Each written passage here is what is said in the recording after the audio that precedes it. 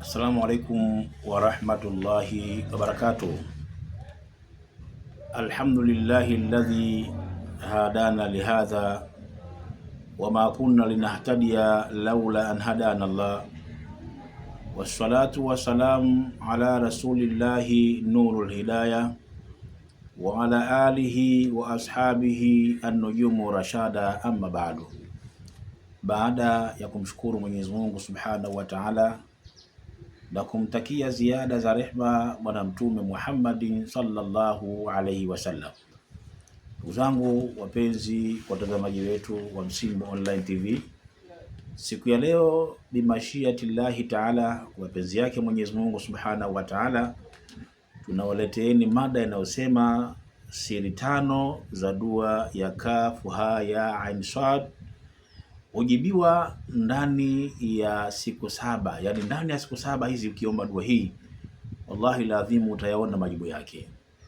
Ni dua nzito, ni dua adhimu, na nikuombe ndugu yangu mtazamaji, tazama hii video kuanzia mwanzo mpaka mwisho bila kupeleka mbele, nenda nukta hadi nukta ili uweze kuchukua dua hii muhimu sana katika maisha yako. Dua hii inatokana na aya ya mwanzo kabisa iliyomo ndani ya surati Maryam. Aya ya mwanzo kabisa iliyomo ndani ya surati Maryam ambayo yasomeka Kaf Ha Ya Ain Sad, ndio aya ya mwanzo ambayo iliyomo ndani ya suratu Maryam. Hii ndugu yangu katika imani ni dua ambayo takriban kuna siri kama tano ndani yake. Ziko zaidi ya tano, lakini mimi nimechagua nikupe siri hizi tano zilizomo katika dua hii ya Kaf Ya Ain Sad. Siri ya kwanza kabisa dua hii, siri ya kwanza kabisa, unapoomba kwanza unakubali kwamba Mwenyezi Mungu ndiyo mtoshelezaji. Mwenyezi Mungu ndiyo mtoshelezaji, bimaana wewe haja zako, shida zako, majambo yako wamtegemea nani? Allah. Ndio maana katika hii Kafu Ya Ain Sad herufi ya mwanzo kabisa ni kafu, maana yake kifayatillahi taala linabii sallallahu alaihi wasallam. Na Mwenyezi Mungu Subhanahu wa Ta'ala aliposema alaysa Allahu bikafin abadahu au abdahu, hii ni aya iliyomo ndani ya surati Zumar aya 36 inasema, je, Mwenyezi Mungu amtoshelezi mja wake? Herufi ya mwanzo ni kaf ambayo ni hiyo. Herufi ya pili ni ye. Kafu ya ni ye. Ye maana yake nini? Hidayatillahi linabii sallallahu alaihi wasallam, ni mwongozo wa Mwenyezi Mungu Subhanahu wa Ta'ala kwa Mtume Muhammad sallallahu alaihi wasallam pale aliposema wayahdiyaka ila siratikal mustaqim, ila sirati mustaqim. Haya ni maneno ambayo anaambiwa mtume wetu Muhammad sallallahu alaihi wasallam. Sasa siri zake ni nini? Kwa mtu ambaye anayeomba Mwenyezi Mungu amtimizie jambo fulani, amkidhie haja fulani, ama kwa mtu ambaye anaomba Mwenyezi Mungu amjalie uongozi katika serikali, amjalie uongozi katika kampuni anaifanya, amjalie kitu kile ambacho yeye anahitaji kukiongoza, nenda katika dua hii ya Kafu Ya Ain Sad.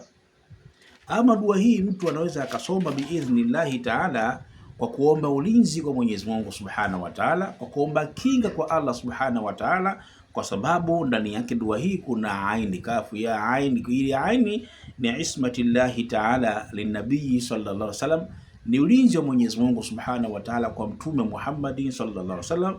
Mwenyezi Mungu aliposema wallahu ya'simuka minan nas, Mwenyezi Mungu atakulinda kutokana na watu au katika watu.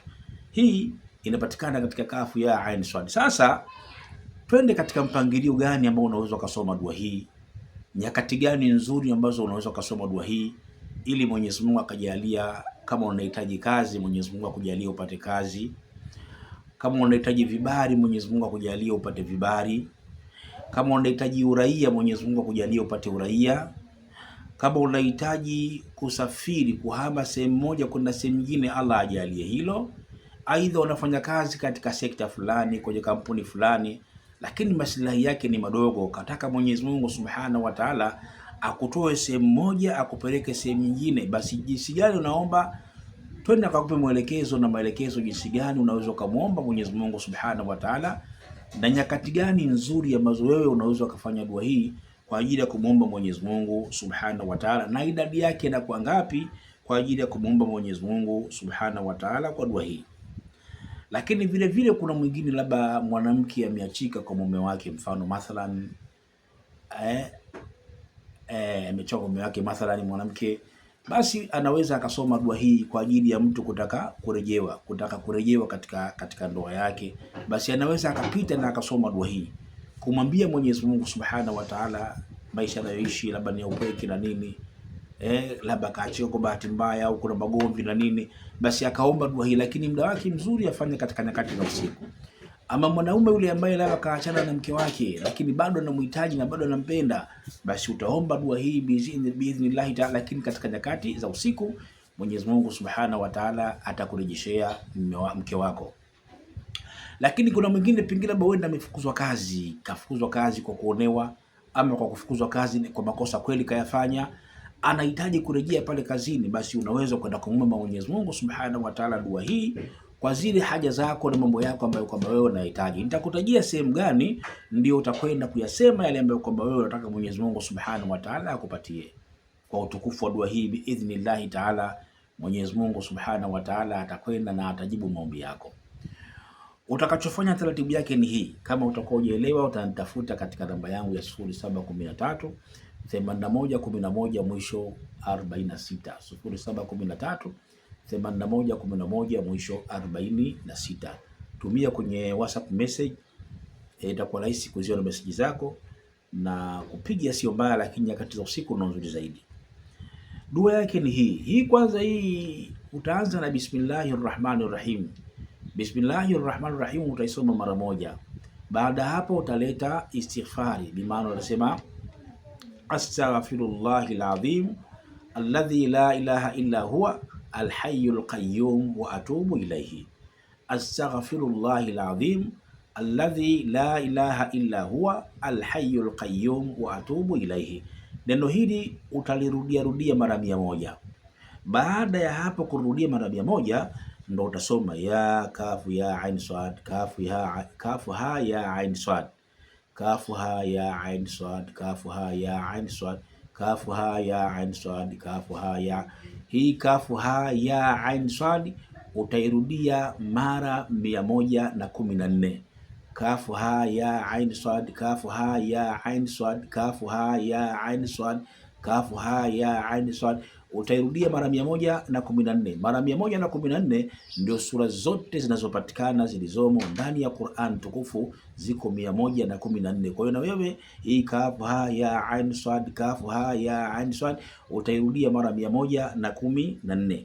Ukimaliza kuirudia mara 114, utakuja kusoma dua hii. Utasema Allahumma ighfir dhunubi, Allahumma ighfir dhunubi allati tuhillu niqab. Allahumma ighfir dhunubi allati tuhillu niqab. Nini maana yake? Mwenyezi Mungu, nisamehe mimi madhambi yale yanayoleta adhabu na mateso kwangu. Pengine kuna makosa nimekufanyia ya Rabbi Subhanahu wa Ta'ala, kuna maudhi nimeyafanya. Ighfir dhunubi allati tuhillu niqab. Mwenyezi Mungu, nisamehe mimi yale madhambi ambayo haya madhambi ndiyo yanasababisha mateso, ndiyo yanasababisha dhiki, ndiyo yanasababisha shida. Unaomba Mwenyezi Mungu Subhanahu wa Ta'ala. Jambo la pili unasema tena Allahumma ighfir dhunubi allati tughayyiru neema. Mwenyezi Mungu Subhanahu wa Ta'ala, nisamehe mimi madhambi ambayo ndiyo sababu ya kubadilisha neema zangu. Unasema tena Allahumma ighfir dhunubi allati tahsibu alqisam. Mwenyezi Mungu, nisamehe mimi madhambi ambayo ndio sababu ya kubadilisha, ya kuzuia riziki zangu, ndio sababu ya kuzuia riziki zangu. Unasema tena Allahumma, Mwenyezi Mungu, ighfir dhunubi allati tunzilu albala. Mwenyezi Mungu, nisamehe mimi madhambi, yani madhambi ambayo ndio sababu ya mimi kuteremkiwa na mabalaa. Alafu nasema tena Allahumma ighfir dhunubi allati ta'dilu al-a'da, Mwenyezi Mungu nisamehe mimi madhambi ambayo ndiyo yanayosababisha kuwapa nguvu maadui zangu. Unasema tena Allahumma ighfir dhunubi allati turaddu du'a, Mwenyezi Mungu nisamehe mimi madhambi ambayo yanasababisha dua zangu hazijibiwi, dua zangu zinarudi. Wallahi alazim, dua hii alifanya Sayyidina Ali bin Abi Talib, aliomba dua kama hii, na nitairudia tena biidhnillahi taala dua hiyo baada ya kusoma kafu ya ha subhana, baada ya kusoma kafu ha ya ain swad, kafu ha ya ain swad mara 114, utakuja kusoma Allahumma ighfir dhunubi allati tuhillu an-niqab, bimaana Mwenyezi Mungu nisamehe mimi madhambi ambayo yanapelekea mimi kupata mateso, kupata dhiki, kupata shida. Kwa madhambi hayo Rabbi nisamehe mimi. Alafu nasema tena Allahumma ighfir dhunubi tughayyiru ni'am, Mwenyezi Mungu nisamehe mimi madhambi ambayo ndiyo sababu ya neema zangu kubadilika kwa majanga. Tena unasema Allahumma ighfir dhunubi allati tahsibu niqsam, Mwenyezi Mungu nisamehe mimi madhambi ambayo ndiyo sababu inafanya riziki zangu kuzuiliwa. Unasema tena Allahumma ighfir dhunubi allati tunzilu albala, Mwenyezi Mungu nisamehe mimi madhambi ambayo ndio sababu ya mimi kuteremshiwa mabalaa. Unasema tena ighfir dhunubi allati tadilu al-a'da, Mwenyezi Mungu nisamehe mimi madhambi ambayo yanapelekea maadui zangu kupata nguvu. Unasema tena Allahumma ighfir dhunubi allati taruddu du'a, Mwenyezi Mungu nisamehe mimi madhambi ambayo yanafanya nikiomba dua zangu hazijibiwi. Wallahi lazim, kama utaomba hivyo na hii maneno haya unayasema mara 14 baada ya kumaliza kusema kafu haya ain swad kafu mara 114, haya maneno utasema mara ngapi? Mara 14. Ukimaliza kuyasema mara 14 hayo, utaomba dua hii, utasema Allahumma inni as'aluka bihaqqi kalimatil azim, bihaqqi hadhihi kalimatil azim wama wada'at fiha min al-asrari min as-sirri wal asrari wan nuri wal anwari an taqdi hajati hawaij. Narudia tena, unasema Allahumma inni as'aluka bihaqqi hadhihi kalimatin azim, Mwenyezi Mungu mimi ninakuomba kwa haki ya maneno yako haya makuu, wama wada'ti fiha min as-sirri wal asrari, minasiri wal asrari, na ulichoweka ndani yake Mwenyezi Mungu katika siri na yale yaliyo katika mafumbo, na nuru wal anwari na nuru. Antakidhi hajati, hapa kwenye antakidhi hajati, Mwenyezi Mungu nikidhie haja yangu, nitimizie haja yangu. Hapa sasa ndio unaisema kile ambacho unachokihitaji. Narudia tena, Allahumma inni as'aluka bihadhihi kalimatil azim wama da'ati fiha min asirri wal asrari wan nuri wal anwari antakidhi hajati. Hapa antakidhi hajati, hapa sasa mwambie Mwenyezi Mungu haja zako. Wallahi lazim, Mwenyezi Mungu atakupa kile ambacho unachokihitaji ndani ya masiku hayo kadhaa. Haitoweza kupita siku 7. Mwenyezi Mungu anakuwa tayari ameshakujibu maombi yako, na kile ambacho unachokihitaji Mwenyezi Mungu atakuwa amekupa. Narudia tena, unasema Allahumma inni as'aluka bihaqqi hadhihi kalimatil azim wama wada'ati fiha min sirri wal asrari wan nuri wal anwari antakidhi hajati. Zingatia hapa antakidhi hajati, hapa antakidhi hajati, Bwana Mwenyezi Mungu nikidhi haja yangu. Hapa ndio unasema ile ambayo kwamba wewe unahitaji kwa Mwenyezi Mungu Subhanahu wa Ta'ala. Narudia mara mwisho, Allahumma inni as'aluka bihaqqi hadhihi kalimatil azim wama wada'ati fiha min sirri wal asrari wan nuri wal anwari antakidhi hajati. Zingatia hapo antakidhi hajati, Mwenyezi Mungu Subhanahu wa Ta'ala kukidhie haja yako. Wallahi lazima ukisema hayo, basi inakuwa tayari dua yako imekamilika, na unamwambia Mwenyezi Mungu haja yako, unamwambia Mwenyezi Mungu shida yako, na ndani ya muda mfupi Mwenyezi Mungu Subhanahu wa Ta'ala anakwenda kujibu yale maombi ambayo kwamba wewe umeyaomba.